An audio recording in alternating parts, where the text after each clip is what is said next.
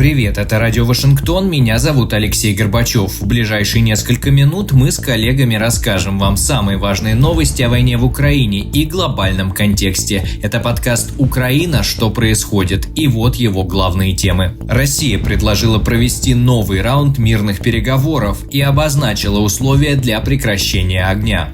Зеленский заявил, что Россия продолжает игнорировать призывы к миру и затягивает подготовку к переговорам. Почему Москва так и не предложила обещанный меморандум? Аналитика Радио Вашингтон. Ветеран ВВС США Марк Линдквист в эксклюзивном интервью Радио Вашингтон рассказал, как помогает Украине.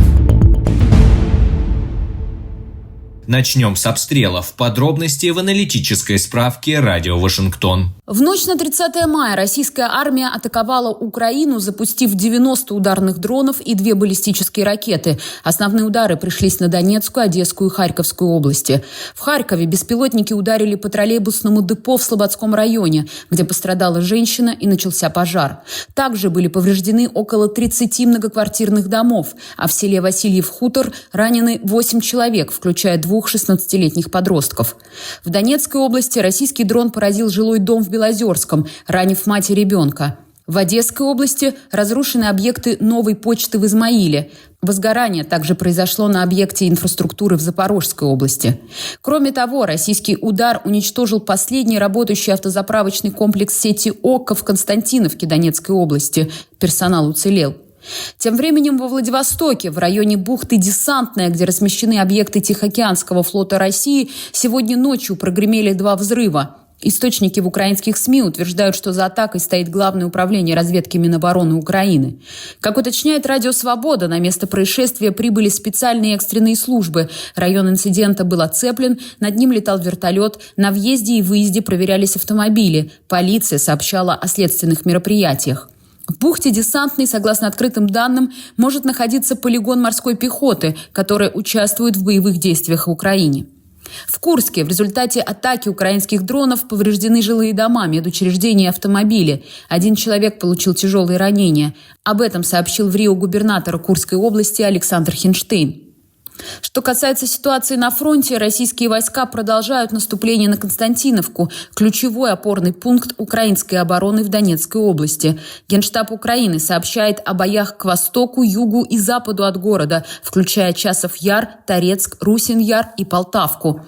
По данным украинского проекта Deep State, российская армия оккупировала село Романовка. Это в 20 километрах от Константиновки. Также сообщается о наступлении на Яблоновку.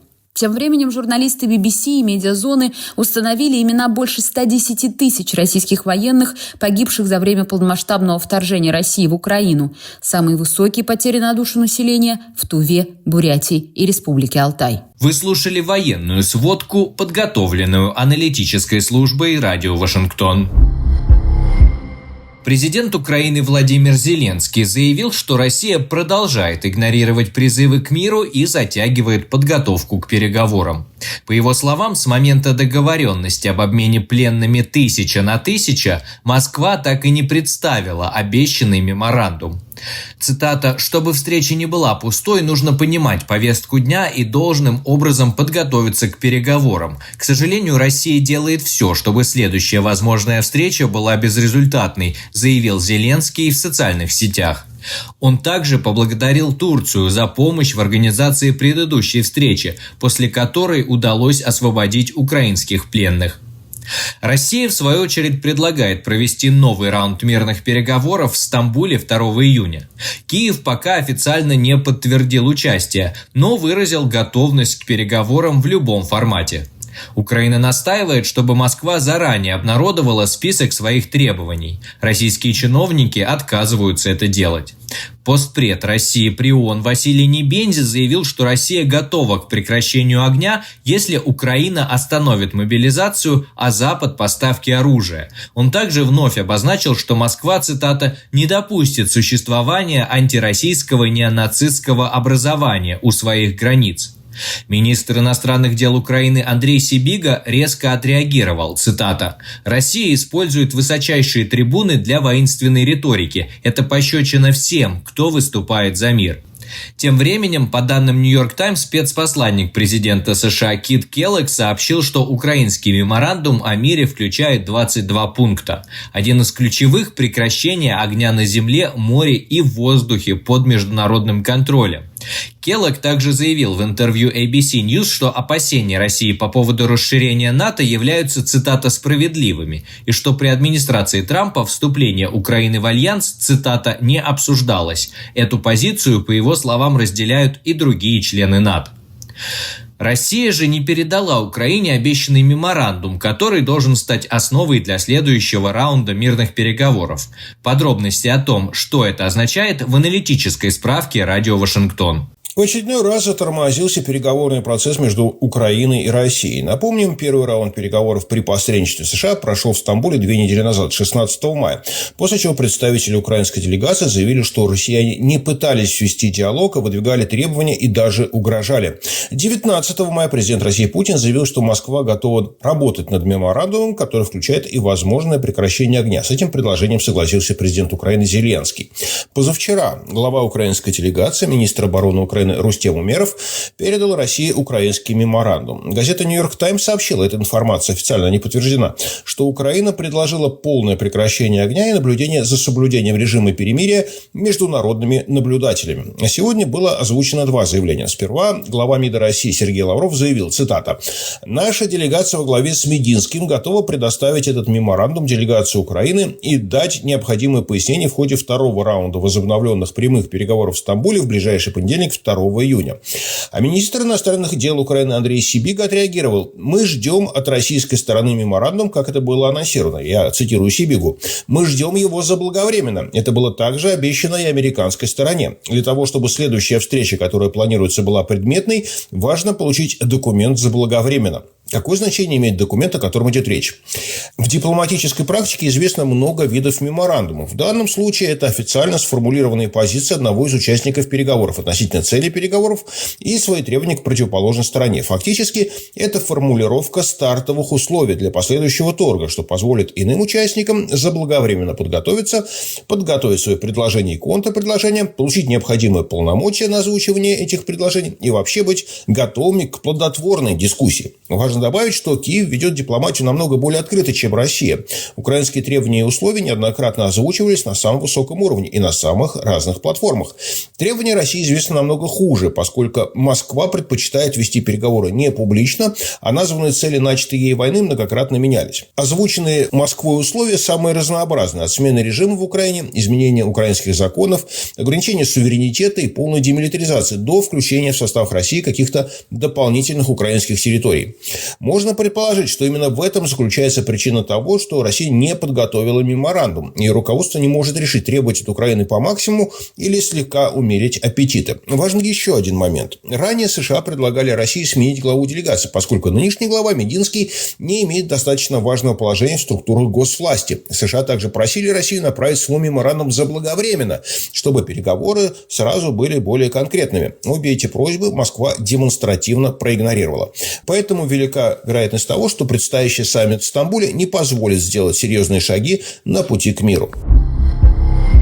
В заключение подкаста один из примеров того, как американские ветераны вооруженных сил вносят свою лепту в борьбу украинского народа. Марк Линдквист, ветеран ВВС США, с марта 2022 года регулярно ездит в Украину с гуманитарной помощью, которую собирает, устраивая акции в разных городах Соединенных Штатах. Как-то Марк при минус 40 градусах спел знаменитую «Ой, у Лузи червона калина». Послушайте. Ой, у Лузи червона калина, покулилася. Чогось наша славна Україна засорилася. А ми тую червону калину підіймемо. А ми нашу славну Україну, розвеселимо. Буквально вся Америка следила, как Линдквист 17 ночей находился на улице в палатке в городе Фарго, это штат Северная Дакота, одно из самых холодных мест на территории США. Акция называлась «Операция Sleep Out», дословно «спать на улице». Таким необычным способом ветеран военно-воздушных сил США хотел показать американцам, в каких тяжелых условиях из-за российского вторжения вынуждены жить украинцы, каково им без тепла и света и почему необходимо помогать охваченной войной далекой стране.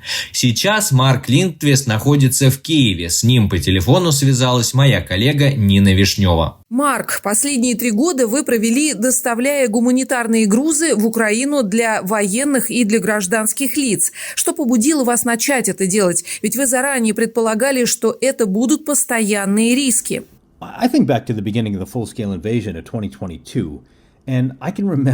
Я вспоминаю начало полномасштабного вторжения 2022 года и помню это действительно странное и удивительное чувство, когда слышишь новости о том, что происходит в Украине, о том, что Россия вторгается на суверенную территорию.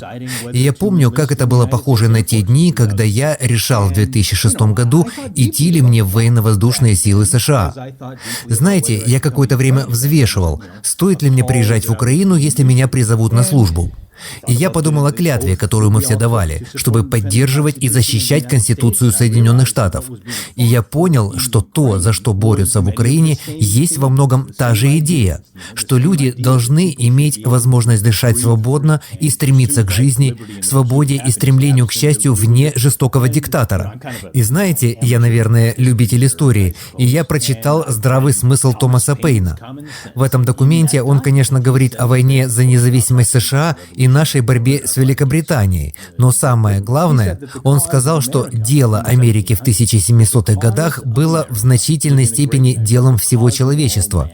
И когда я глубоко задумался о том, приеду ли я в Украину и сделаю все, что смогу, чтобы помочь, я понял, что, конечно, дело Украины – это современное дело всего человечества. И когда вы слышите такой призыв, дело, которое настолько всеобъемлющее, я имею в виду, о каких рисках вы говорите? Можете ли вы описать момент, когда вы своими глазами увидели, как ваши усилия, ваша помощь изменили ситуацию на месте? О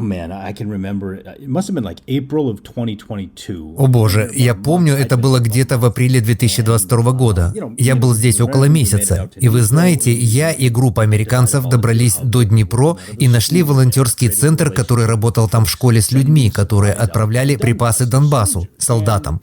И я приехал сюда с намерением вступить в Международный легион, потому что президент Зеленский призвал ветеранов всех иностранных армий прийти и поддержать его. Но меня не выбрали для украинской армии, потому что я не ветеран боевых действий из Ирака и Афганистана. Я был в разведке в военно-воздушных силах. Поскольку меня не выбрали, я не собирался использовать снаряжение, которое сюда привез, камуфляж и вообще военное снаряжение. Я отправился в Днепро и пожертвовал свой рюкзак и ботинки, которые мне выдали американские военные, которые я носил, когда дважды был в Афганистане. И я пожертвовал их этому волонтерскому центру. И вот на следующий день появилось видео от украинского солдата, сражающегося за свободу украинской земли, который благодарит меня за рюкзак. Он носил его, он заполнил его своим снаряжением. И он был так счастлив, что рюкзак был такого высокого качества, и поблагодарил меня за это. А потом он также носил ботинки, которые мне выдала американская армия, дядя Сэм. За последние 3 года мы смогли собрать и предоставить Украине помощи различных поставок на $13 миллионов.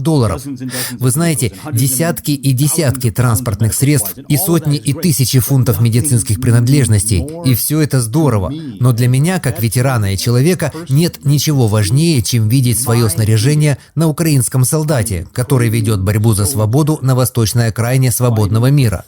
В моих ботинках, которые касались земли Афганистана, на американской авиабазе «Баграм». И после этого они в грязи в Донбассе. Я никогда не забуду это видео. Оно у меня в телефоне и по сей день. Я надеюсь и молюсь, что этот человек все еще там, сражается за правое дело против сил зла. Президент США Дональд Трамп неоднократно повторял и повторяет, имея в виду войну России против Украины, это не моя война. Какова ваша реакция на это, учитывая то, что вы видели в Украине и то, что делаете? Donald Trump saying that it's not his war tells me clearly that this is a man who does not understand what America is all about. Когда Дональд Трамп говорит, что это не его война, это ясно говорит мне, что этот человек не понимает, что такое Америка. Он не понимает, за что мы выступаем, не понимает, во что мы верим, не понимает, какой хотели видеть нашу страну отцы-основатели. Америка должна быть сияющим городом на холме, маяком света для тех, кто жаждет дышать свободно. В наших учредительных документах Америка смело заявила миру, что человечество имеет неотъемлемые права, и среди них жизнь, свобода и стремление к счастью. Что это не просто американская ценность, что мы заявляем об этом для нерожденных миллионов, что именно так должно формироваться правительство и что правительство должно служить народу. Вот что такое Америка, чем она была и чем она, даст Бог, будет в будущем. И поэтому тот факт, что Трамп говорит это сейчас, в разгар борьбы за свободу на восточной окраине свободного мира, в деле Украины, которая так явно соответствует американским ценностям, говорит мне, что Дональд Трамп не соответствует американским ценностям. Потому что я говорю вам, вы приезжаете сюда, в Украину, и встречаетесь с людьми, вы работаете с ними ежедневно, вы разговариваете с солдатами, вы понимаете общество. И вы понимаете, что происходит здесь прямо сейчас, в 2025 году, что происходит с 2014 года и в какой-то мере, вероятно, с 1991 года. Вы приезжаете сюда, и я покажу вам Украину, которая находится в той же борьбе, в которой мы были 249 лет назад. Это современная борьба за свободу, которую американцы, а тем более лидер Америки, должны понимать. Что бы вы хотели, чтобы американцы и люди, живущие в других странах мира, поняли о борьбе, которую сейчас ведет Украина? Миру требуется пример, на который нужно равняться. Знаете, сейчас в Америке мы ищем лидера. Мы ищем того, кто прорвется сквозь шум и покажет нам, как жить. Посмотрите на нынешнюю Америку. Мы воюем между собой, мы в замешательстве, моральный дух кажется низок, по крайней мере, среди многих моих друзей в Америке. Нам нужно лидерство. И посмотрите на Украину. Поймите, что происходит в этом обществе прямо сейчас. Это величайшее поколение 2000-х. Это общество учится сотрудничать так же, как поколение, которое мы называем великим 80 лет назад. Они учатся работать вместе. Они учатся откладывать разногласия в сторону. Они учатся работать ради общего дела, которое больше, чем они сами. Они добиваются результатов. Они работают, не покладая рук. Они величайшее поколение, потому что вы должны помнить, что сила любой армии в любой стране на Земле в истории мира заключается не только в ее солдатах или огневой мощи. Сила армии также заключается в обществе, которое ее поддерживает. И общество в Украине, которое поддерживает украинскую армию, сражающуюся с русской ордой, является самым грозным обществом на планете Земля, потому что они делают больше с меньшими затратами. Они делают больше, чем вы могли себе представить. Это общество должно быть образцом лидерства, должно быть образцом того, как жить, как работать вместе, как быть страной. Все прямо сейчас должны моделировать свое общество и то, как оно работает, по примеру того, что делают украинцы, потому что украинцы делают невозможное. О, я слышал много раз такие слова. Мы так гордимся украинцами, мы так поражены украинцами и тем, что они делают. Но если вы так поражены, то следуйте их примеру, потому что нам всем было бы хорошо, если бы мы узнали, кто такие украинцы, как они добиваются результатов, во что они верят и как работает их общество. Украина – пример, которому должен следовать свободный мир. И я сделаю прогноз. В будущем, после этой победы, после того, как война закончится здесь, в Украине, в 2025 году, Украина станет самым могущественным и грозным обществом на Земле, потому что они научились решать проблемы, добиваться результатов, работать вместе и быть лидерами. Вот что я хочу, чтобы люди узнали об Украине прямо сейчас.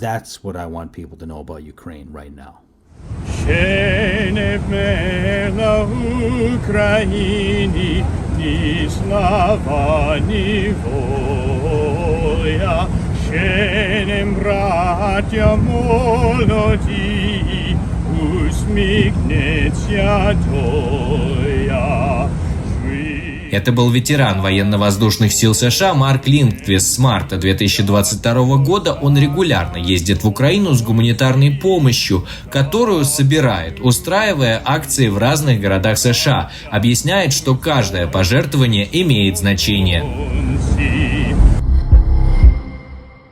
На этом все. Если вы следите за событиями в Украине и за тем, кто и как пытается остановить войну, подписывайтесь на наш канал «Радио Вашингтон» и слушайте нас на платформе «Эхо». С вами был Алексей Горбачев. До встречи на следующей неделе.